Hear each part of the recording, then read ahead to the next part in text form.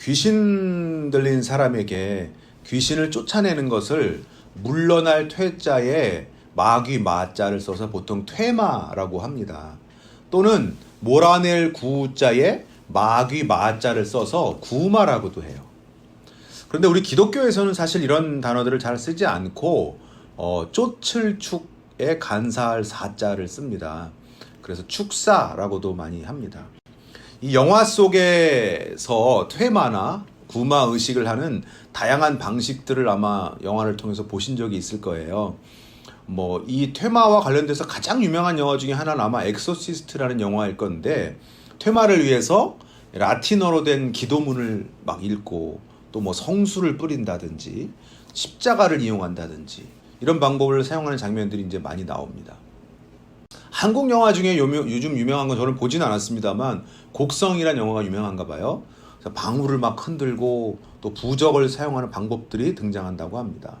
다른 영화, 한국 영화인 검은 사제들이라는 영화에서는 악령을 새끼돼지에 전이시켜서 물에 빠뜨리는 방법도 나온대요. 유명한, 저 어릴 때부터 봤던 영화인데 고스트버스터즈라는 영화가 있죠. 이 영화에는 또 양성자 팩이나 고스트 트랩 이런 과학 장비를 이용해서 귀신을 잡기도 해요. 성경 속에도 귀신 들린 사람이 참 많이 나옵니다. 예수님께서 그 사람으로부터 그 귀신을 쫓아내 주시는데 예수님은 뭘 사용하시죠? 그렇죠. 예수님은 말씀. 다른 거 다 필요 없어요. 예수님 말씀 하나만, 말씀 한마디면 귀신들이 벌벌 떨고 도망갑니다. 오늘 본문에도 귀신 들린 사람이 나오는데요. 여기서는 예수님이 그 귀신을 쫓아내셨다 이런 얘기가 아니고 예수님께서 말씀하신 한 비유 속에 등장을 합니다. 그런데 이 귀신은 성경에 나오는 사람 속에 들어갔던 귀신 중에서 유일하게 그 사람에게서 나왔다가 다시 재차 들어갑니다. 자, 오늘 본문 누가복음 11장 24절 전반절만. 더러운 귀신이 사람에게서 나갔을 때에 물 없는 곳으로 다니며 쉬기를 구하되 얻지 못하고. 귀신이 어떤 사람 안에 있다가 나갔는데 이 귀신이 이제 물 없는 곳으로 막 자기 쉴 곳을 다른 곳을 찾아다녔대요. 여기 물 없는 곳이라는 것은 광야를 이야기합니다. 이 유대인들은 귀신들이 주로 광야에 머문다고 믿었대요. 근데 이 귀신이 광야를 돌아다녔지만 자기가 머물 곳을 찾지 못했어요. 그래서 이 귀신은 그래도 내가 전에 있던 그 사람이 내가 머물기엔 가장 좋은 곳이었어. 가장 좋은 집이었어. 그러면서 다시 그 사람에게 돌아갑니다. 누가복음 11장 24절 하반절에서 25절. 이에 이르되 내가 나온 내 집으로 돌아가리라 하고 가서 보니 그 집이 청소되고 수리되었거늘. 귀신이 돌아가 보니까 그 집이, 이제 귀신에게는 이 사람 몸이 집이죠. 그 집이 아직 비어 있더래요. 더구나 깨끗하게 청소되고 수리되어 있더랍니다. 이 귀신은 그래서 다시 그 집에서 살기로 해요. 그런데 이번에는 자기 혼자가 아닙니다. 자기보다도 더 악한 귀신 7을 같이 데리고 그 사람 안으로 들어가 버립니다. 당연히 그래서 그 사람의 형편이 이전에 이 귀신 혼자 있을 때보다 더욱 심하게 나빠지고 말았어요. 여러분, 예수님께서 이 비유를 말씀하신 이유가 뭘까요? 이 비유의 말씀을 하시기 전에 한 사건이 있었어요. 그 위에, 우리 본문 위에 누가복음 11장 14절. 예수께서 한 말 못하게 하는 귀신을 쫓아내시니 귀신이 나가매 말 못하는 사람이 말하는지라 무리들이 놀랍게 여겼으나. 여기도 귀신이 등장하네요. 그렇죠? 예수님께서 어떤 사람 안에 들어가서 그 사람을 말을 못하게 하고 있던 그런 귀신을 쫓아내 주셨습니다. 다들 막 놀라고 있는 와중에 오히려 이 일로 예수님을 비난하는 사람들이 있었어요. 15절. 그 중에 더러는 말하기를 그가 귀신의 왕 바알세부를 힘입어 귀신을 쫓아낸다 하고. 같은 내용을 기록하고 있는 병행본문 마태복음을 보면요, 이렇게 얘기한 사람들이 바리새인들과 서기관들이에요. 예수님께서 지금 귀신을 쫓아내신 것이 귀신의 왕인 바알세불에게 도움을 받아서 그 힘을 빌려서 하신 거라는 거죠. 이 바알세불은 직역하면 똥의 왕, 파리의 왕 이런 뜻인데요. 구약 시대에 주로 이제 블레셋 민족이 섬기던 우상입니다. 그런데 지금 이 신약 시대 이스라엘에게까지도 그 생명력이 유지되고 있는 거죠. 예수님께서 그들의 말에 대답하십니다. 18절 19절 너희 말이 내가 바알세불을 힘입어 귀신을 쫓아낸다 하니 만일 사탄이 스스로 분쟁하면 그의 나라가 어떻게 서겠느냐. 만약에 예수님께서 정말로 귀신의 왕인 바알세불의 힘을 입어서 귀신을 쫓아낸 거라면 귀신의 왕이 귀신을 쫓아낸 거예요. 그렇죠? 그러면 귀신들끼리 서로 분쟁하는 게 되죠. 그렇기 때문에 이것은 합리적인 말이 아니라는 거죠. 예수님은 절대로 귀신의 힘을 빌려서 사역하시는 분이 아니에요.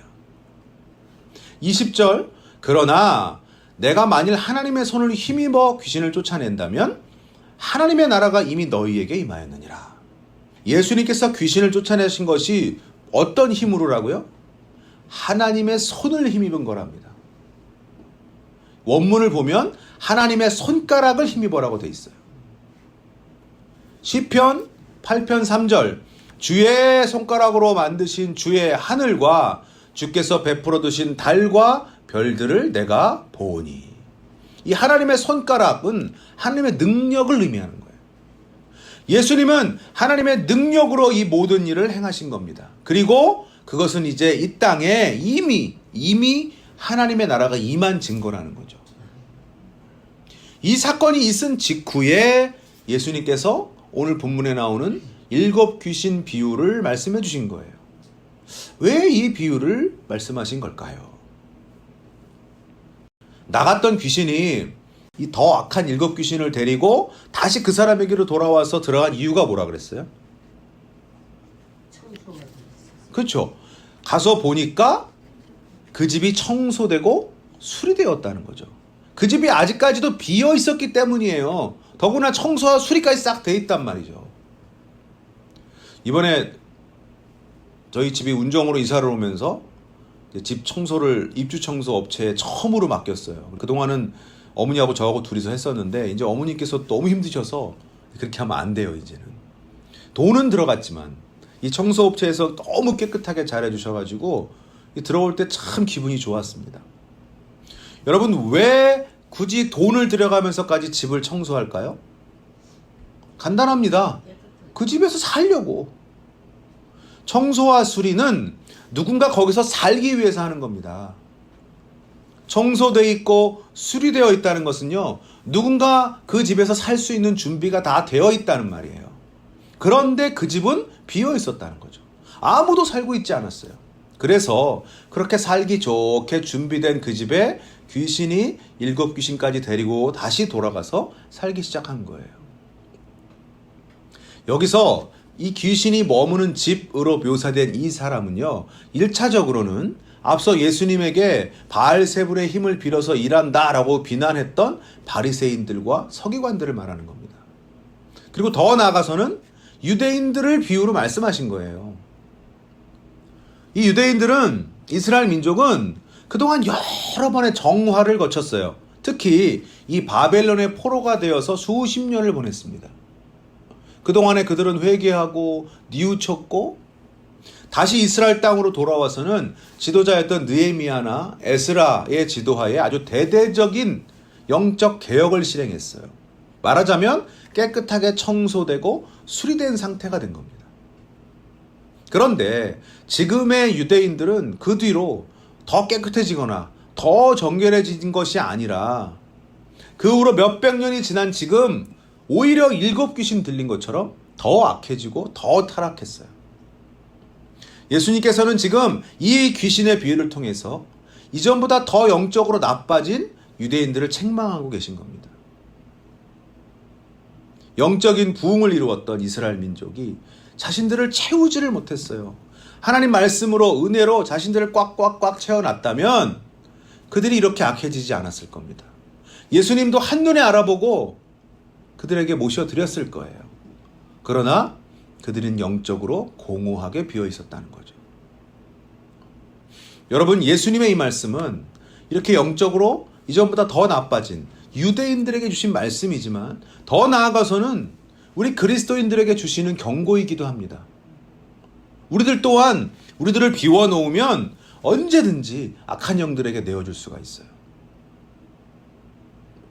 여러분, 우리는 어느 정도까지 귀신의 지배를 받을 수 있을까요? 가끔 왜 길거리나 뭐 지하철 이런 데 보면 이제 정신적으로 좀 정상적이지 못하신 분들을 좀 볼 때가 있습니다, 가끔. 그분들 중에는 그냥 정신적인 이상으로 인해서 그렇게 되신 분들도 물론 많지만 귀신 들려서 그렇게 되신 분들도 있어요. 여러분, 과연 귀신이 우리 그리스도인들을 그렇게까지 소유할 수 있을까요? 없을까요? 우리 그리스도인들이 귀신 들릴 수 있을까요? 없을까요? 없습니다. 왜요? 고린도전서 3장 16절. 너희는 너희가 하나님의 성전인 것과 하나님의 성령이 너희 안에 계시는 것을 알지 못하느냐. 우리 안에 누가 계시다고요? 성령님이 계세요. 우리가 예수님을 영접하고 구원받는 그 순간에 우리의 영에는 성령님이 오셔서 영원히 거하십니다. 그렇기 때문에 절대로 귀신은 우리의 영 안에 들어올 수가 없어요. 우리는 귀신에 그렇게까지 사로잡히지 않습니다. 하지만 우리의 생각과 행동에는 영향을 미칠 수 있다는 거예요. 마태복음 16장에서 예수님께서 이제 곧 십자가에서 돌아가실 것이라고 말씀을 하셨더니 베드로가 예수님께 나와서 길길이 뛰면서 말립니다. 마태복음 16장 22절 베드로가 예수를 붙들고 항변하여 이르되 주여 그리 마옵소서 이 일이 결코 주께 미치지 아니하리이다. 예수님께서 왜 돌아가신다는 거예요? 안 됩니다. 절대로 십자가에서 돌아가신 일은 없을 겁니다. 앞으로 그런 말씀 마십시오. 물론 베드로가 예수님을 너무 사랑해서 그렇게 말했겠지만 예수님은 베드로를 꾸짖으세요. 23절 예수께서 돌이키시며 베드로에게 이르시되 사탄아 내 뒤로 물러가라 너는 나를 넘어지게 하는 자로다. 베드로는 지금 자기도 모르게 사탄에게 쓰임받고 말았어요. 베드로에게 이런 생각을 불어넣어서 예수님 마음을 약하게 만들려는 것이 사탄의 계략입니다. 여러분, 사탄은 우리의 생각에 영향을 미칠 수 있어요. 우리 생각을 공격해요. 사탄과 귀신들은 우리 생각과 우리 몸을 공격해서 우리 삶을 무너뜨릴 수 있는 존재들입니다. 그렇기 때문에 우리는 오늘 예수님의 말씀을 우리에게 주시는 말씀으로 귀담아 들어야 됩니다. 우리가 비어 있으면 우리의 생각과 몸이 공격을 받을 수 있어요. 우리가 비어 있으면 우리 삶이 공격받을 수 있습니다. 우리는 늘 채워져 있어야 돼요. 많은 종교들이 비움을 강조합니다. 생각을 비워라. 삶을 비워라. 하지만 그냥 비우기만 하면 안 됩니다. 그냥 비어 있다는 것은 좋은 것이 아니에요. 우리 기독교는 비움이 아니라 채움입니다. 무엇으로요? 하나님 말씀으로, 예수님으로, 은혜로. 찬양 사역으로 아주 유명한 목사님 한 분이 어느 날 갑자기 목회를 시작하셨어요. 그래서 사람들이 아니 왜 갑자기 찬양 사역을 그만두고 목회를 시작하시느냐고 물어봤대요. 그랬더니 목사님이 이 찬양 사역을 하면 많은 사람들이 와서 집회 때 와서 눈물 흘리고 막 은혜를 받는답니다. 그런데 그 뒤에 보면 그 사람이 똑같아져 있더라는 거예요. 그리고는 집회 와서 또 눈물 흘리고 회개하고 돌아가면 또 다시 언제 그랬냐는 듯이 똑같은 삶을 살더라는 거예요. 변화가 없었다는 거죠. 그래서 목양이 필요하구나. 그래서 목회를 시작하셨다고 합니다. 우리가 막 눈물 흘리고 회개하는 순간 우리는 비워집니다. 우리 죄를 비우고 죄책감을 비우고. 하지만 그냥 거기서만 끝나면 그 비워진 집은 다시 또 사탄 마귀의 목표가 됩니다. 비웠다면 채워야 돼요. 하나님 말씀으로 채우고 은혜로 채워야 됩니다. 오늘 본문의 비유하신 말씀 바로 직전에 바로 윗 구절에 예수님께서 이렇게 말씀하세요. 23절 나와 함께 하지 아니하는 자는 나를 반대하는 자요 나와 함께 모으지 아니하는 자는 해치는 자니라.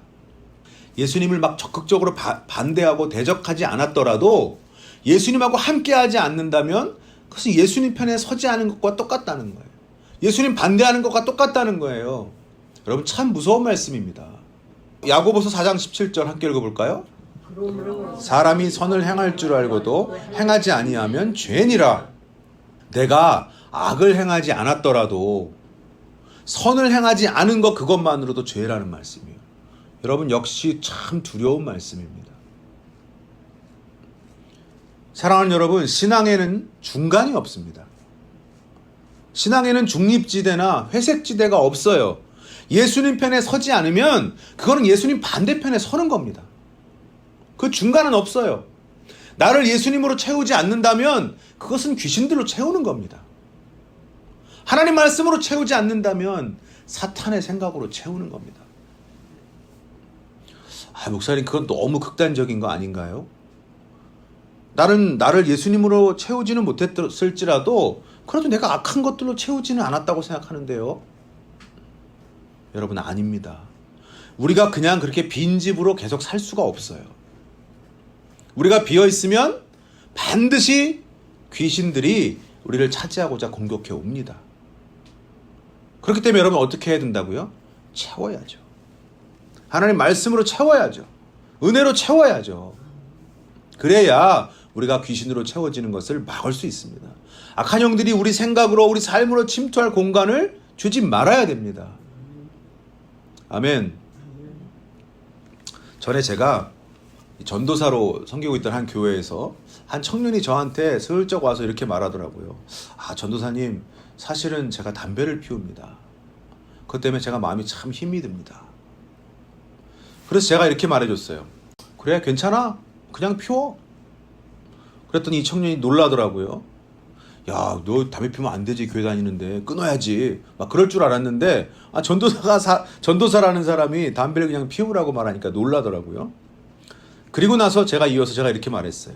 대신에 내가 하나만 부탁할게. 예배에 빠지지 마.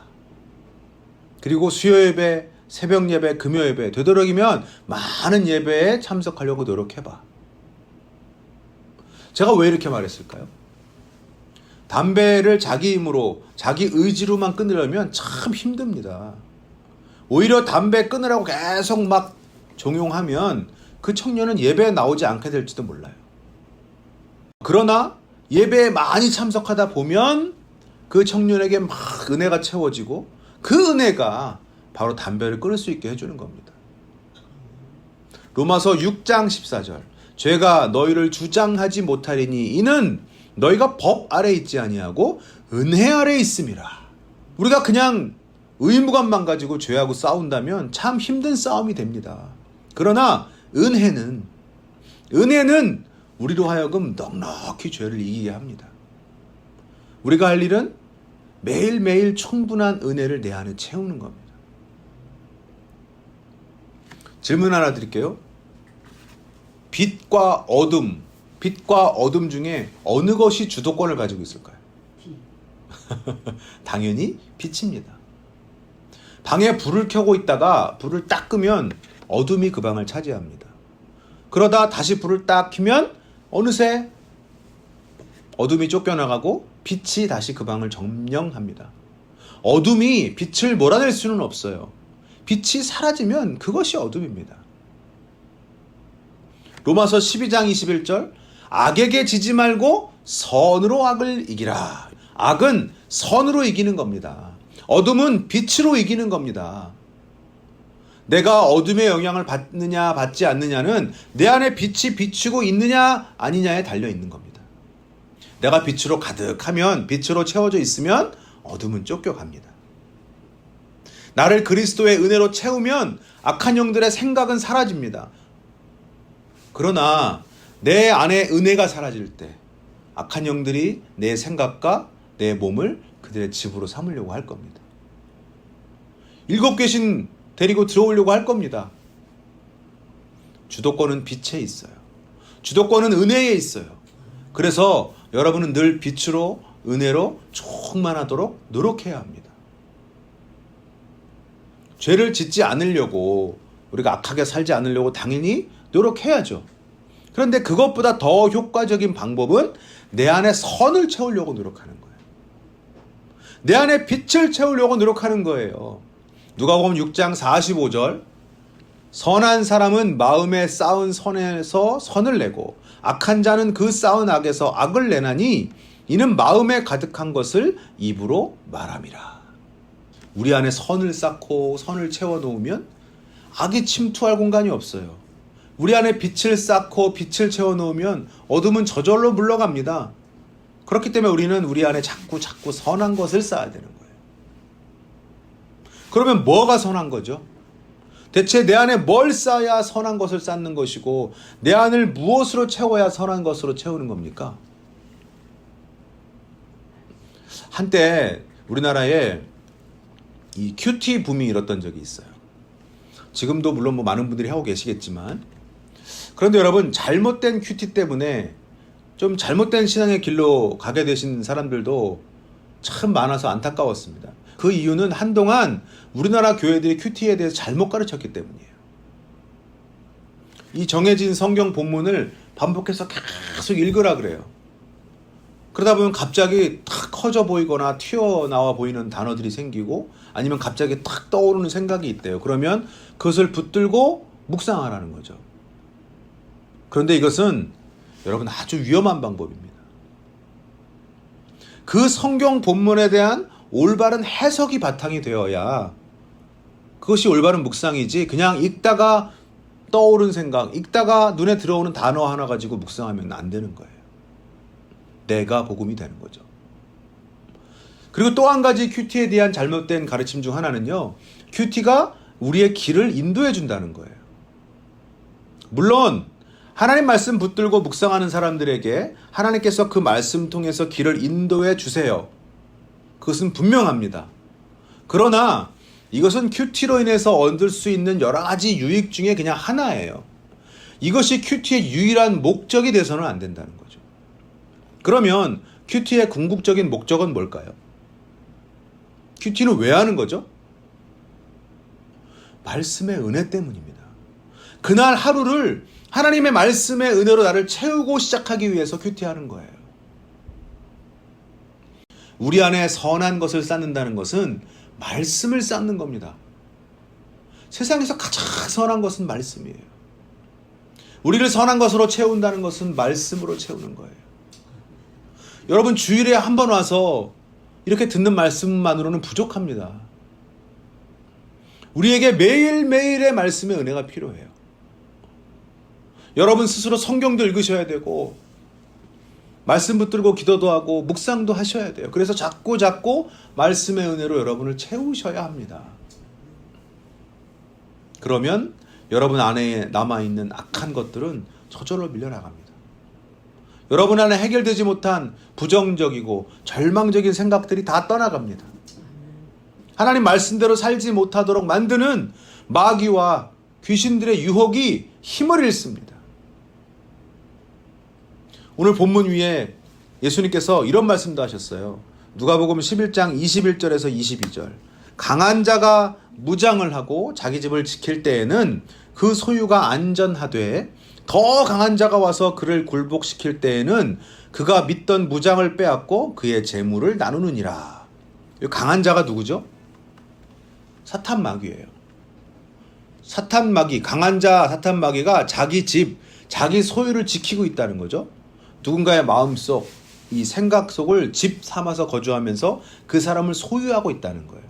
그런데 그때 더 강한 자가 와서 강한 자 사탄 마귀를 굴복시키면 그 강한 자 마귀는 자기 소유를 빼앗겨요. 더 강한 자에게. 더 강한 자가 강한 자 마귀에게서 그 사람을 빼앗는 겁니다. 그러면 그 사람은 마귀의 손에서 벗어나고 더 강한 자의 소유가 돼요. 여러분, 더 강한 자가 누굽니까? 예수님입니다. 할렐루야! 할렐루야! 여러분, 우리 주님은 더 강한 자예요. 그 누구도 예수님보다 강한 자는 없어요. 빛이 임할 때 어둠이 힘을 잃고 밀려나가는 것처럼 더 강한 자 예수님이 우리 안에 계실 때 우리 안에 어둠이 떠납니다. 우리 안에 낙심과 절망이 떠나갑니다. 우리 안에 걱정과 근심이 사라집니다. 우리 안에 미움과 부정적인 생각들이 없어집니다. 사랑하는 여러분, 여러분의 내면을 예수님으로 채우십시오. 하나님 말씀으로 채우십시오. 은혜로 채우십시오. 여러분의 하루하루가 달라질 겁니다. 여러분의 삶이 변화될 겁니다. 여러분의 신앙생활이 즐거워질 것입니다. 아멘. 이제 하루하루 말씀의 은혜를 사모하고 내면을 말씀의 은혜로 채우는 그런 저와 여러분 되기를 진심으로 소망합니다. 아멘. 기도하겠습니다.